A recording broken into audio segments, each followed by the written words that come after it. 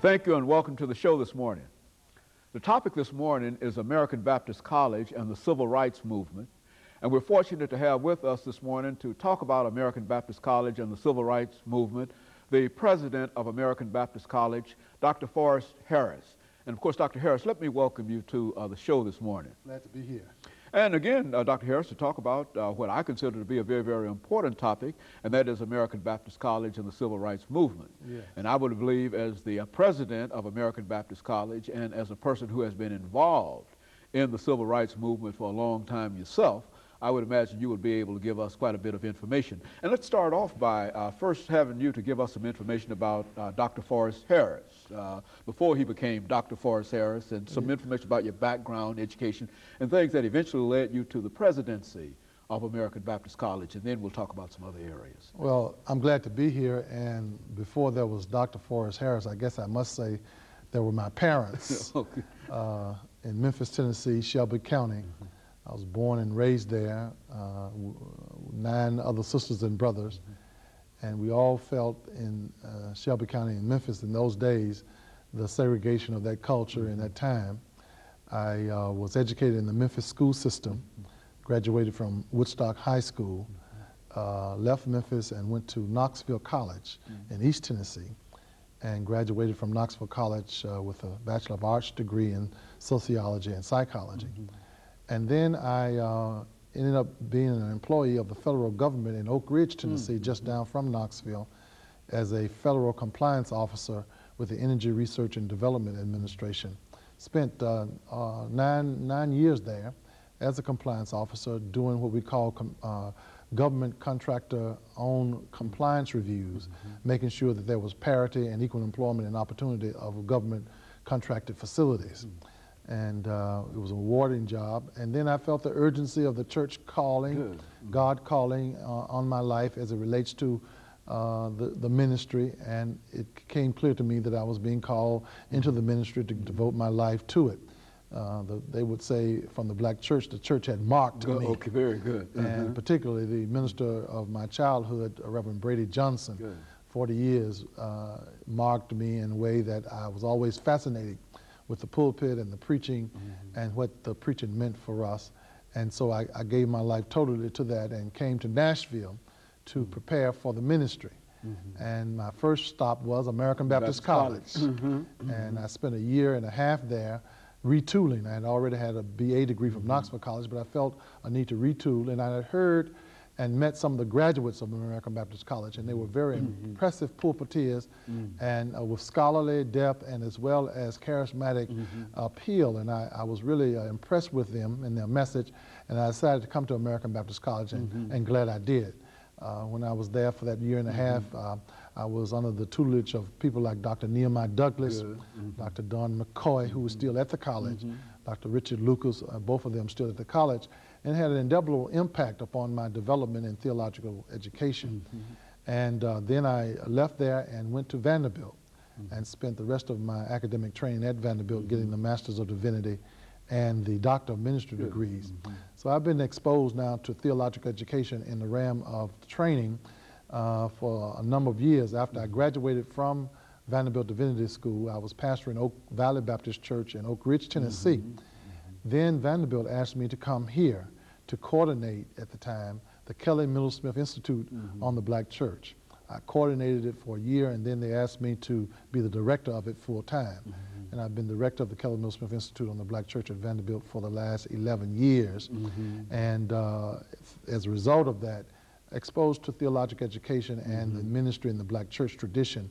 And that's, I think, kind of prepared me for the role at American Baptist College. You know, American Baptist College is a very, very significant organization, and especially during the Civil Rights Movement. But let's talk about the institution itself. Give us a little information about the history. Now, I hate to raise this question, Dr. Harris, because we'll be coming up to our commercial break, but let's start that and then we'll continue it after the break. But let's start it off. Well, American Baptist College is one of the historic institutions of the Black church community and college community in higher education.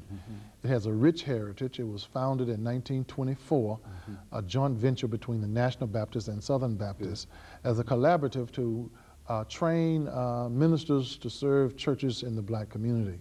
And that collaborative between the National Baptist Convention USA Incorporated and Southern Baptist continued for many years and developed a rich campus life and academic training for ministers. Recently, in the last several years, Southern Baptist no longer is a part of that partnership, and now the school is fully supported by the National Baptist Convention USA Incorporated.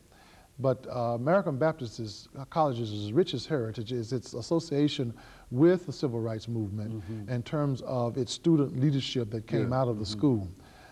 John Lewis, congressman now in Georgia, was one of our graduates, as well as C.T. Vivian and many other social activists. Dr. Riggins R. Earl, who is professor of Christian ethics at ITC in Atlanta. We have produced a number of graduates who, at the time of the civil rights movement, were a part of the student sit-in movement and gave critical leadership to it. And as a result, the school has made a profound contribution to Nashville and to the nation and to the world, because it continues to be a symbol of what Dr. King was talking about when he was talking about nonviolence and the achievement of social justice. But American Baptist College is committed to theological and biblical training, theological education and biblical studies for preparing leaders to serve the churches in our communities. You know, I've heard, if we're not interrupted by our commercial break, that there are quite a number of ministers in various pulpits around Nashville and these areas that are from American Baptist College. That's right. Around the country, there are not many municipalities or cities where you will not find a graduate from American Baptist College giving leadership to their community through the church. And some of the larger churches and some of the most significant churches in ministry are pastored by American Baptist College graduates. We have a lot of graduates throughout, and here in Nashville particularly, many of the pulpits are filled with persons who went to American Baptist College, and not only the pastors, but we have a whole lot of lay leaders and other people who have attended American Baptist College that have given significant leadership in our community. You mean when you say lay leaders, these are the folks who might come to American Baptist College, but who themselves will not be preaching, missionary workers and et cetera? Exactly. We have now persons who write religious literature. We have chaplaincies that people have gone into after graduating from our college.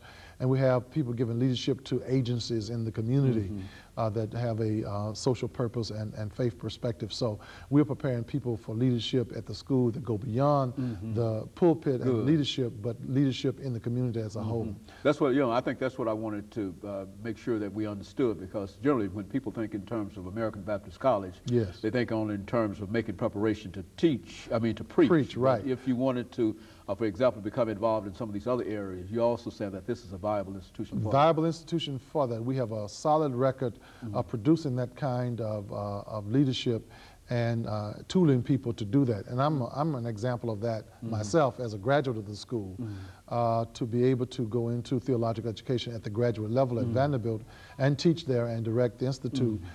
I got my start in my beginning at American Baptist College as I came there to retool. So there are many other persons who have found a diversity of careers around religious education and involvement in social agencies and Christian institutions that we can train people for. You know, Dr. Harris, we're coming up to our first commercial break for today.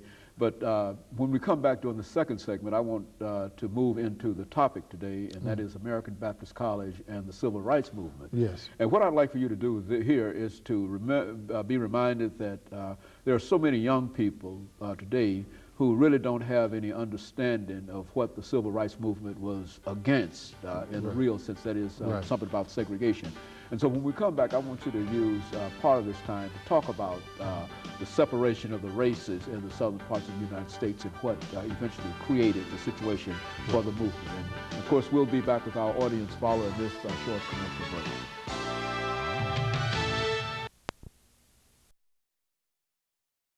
Of the show for today.